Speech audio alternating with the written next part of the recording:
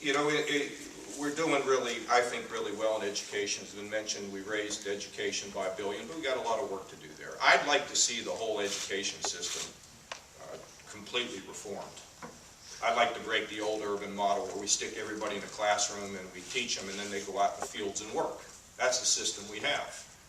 We need a system of individualized education. We need a system where our young people can get excited about what their potential is because they spend time in the community working places. I saw my buddy standing in the back. He's got a lot less hair than I saw him the last time. Bruce Bailey, he runs a law firm. If you're a kid, you want to be a lawyer, or if you think you're smart in speaking or whatever, go work with him for 3 hours a week, 4 hours a week. I mean, that's how you get people excited. You want to be an engineer, you're good in math, you go work with Jerry Ray. You go over there to the Department of Transportation, go see how you build a road. If you want to be, you know, you like cars, well then let's have you go to the car dealership. Let's have you go in there and learn how to work. Because when you're doing all those things, you learn why the rest of education is important. We've got to keep working on it. Whether we're going to get there, I don't know, but we're sure going to try. Higher ed, you know, this is really, Keith's right, we've put a lot of pressure on them. I try not to put too much pressure on them because they go along with everything we want. We don't pay them if kids don't complete courses or graduate. We think that's really important. And then we brought these group of business people in. And these are really smart people. And they're not competing for any contest. All they wanted to do is look at the cost drivers of higher education. Let me ask you a question. Why are universities running parking garages? Why are universities running dining halls? Why are universities building dorms? Why don't we just have them do what they were there to do, which is to educate kids and cut their costs, control their costs? We're going to work with them very aggressively to think about the university and community college situation as one, just like we think about businesses. How do we take costs out? And I think they're all going along with us. And I'm very, very pleased with what's happening with higher ed. And then we want to make sure that anytime anybody walks in the door of a community college or a four-year school, that there's somebody there to help guide them through so they're not lost. You remember when you went to school, you didn't know what to take or what you were doing, and you know, you'd stumble around for a year? Well, we don't want that to happen anymore. We want to have those guidance counselors in the high schools. We want the counselors in higher ed to be able to guide our students through. I think it's that's kind of where we want to go. The drug problem is it's just horrible. We've been fighting it for 6 years. Other people are waking up to it now. 6 years we've been working on it. We've shut down pill mills. We've busted drug dealers. We had the biggest, hauls ever in the history of the Highway Patrol. We do not permit the doctor shopping. We are not permitting you to go from emergency room to emergency room, and now we have protocols on both chronic and acute drugs. We'll be announcing the details on the on the chronic soon, and we have a connection to the pharmacy board so that we can tell who's not following prescribing guidelines. All done voluntarily, which is really, really terrific.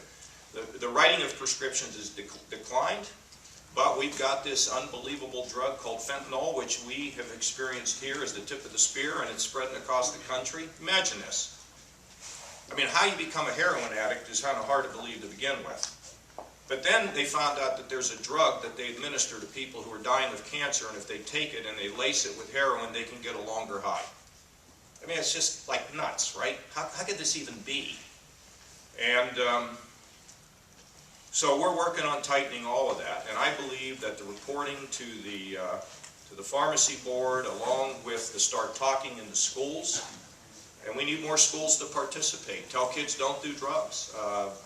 And they don't have to have some sophisticated education. All they got to do is say, don't do drugs, it'll kill you. I do it all the time when I talk to kids. Just don't do it. And it'll make a difference. We need to have our teachers front line, our parents front line, people in the communities front line. We got to win this. And I think we're making progress, but the statistics are grim. We just keep at it. Keep at it. It's not a day goes by. I was with Cliff's friend down in Pike County, son, great, successful athlete, handsome, 23 years old, overdose.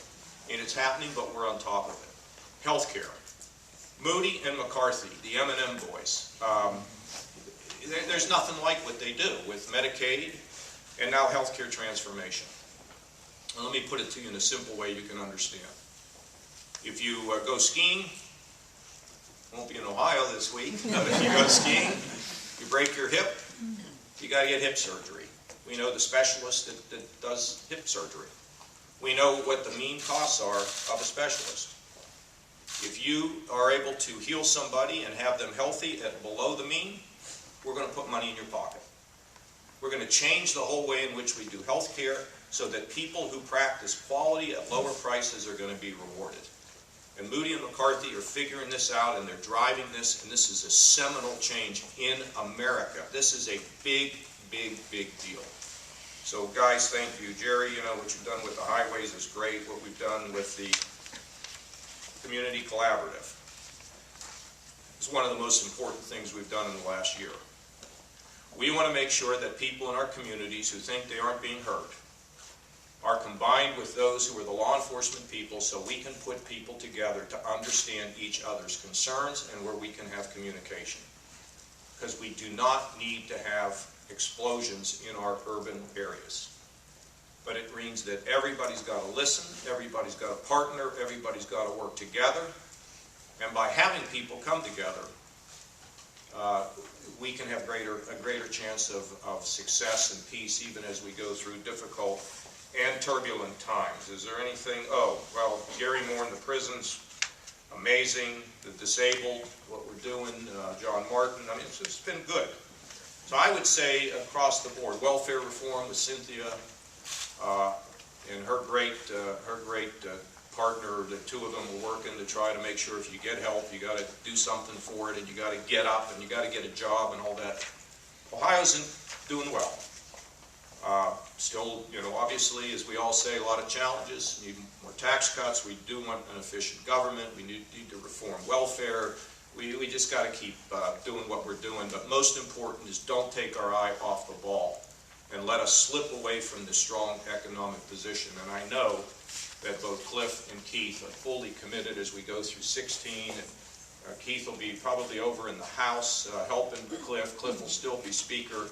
But we've got to maintain that fiscal discipline and continue to fight to lower those taxes and common sense rules, and that's going to allow us to get to the very top of the heap here in the United States of America. So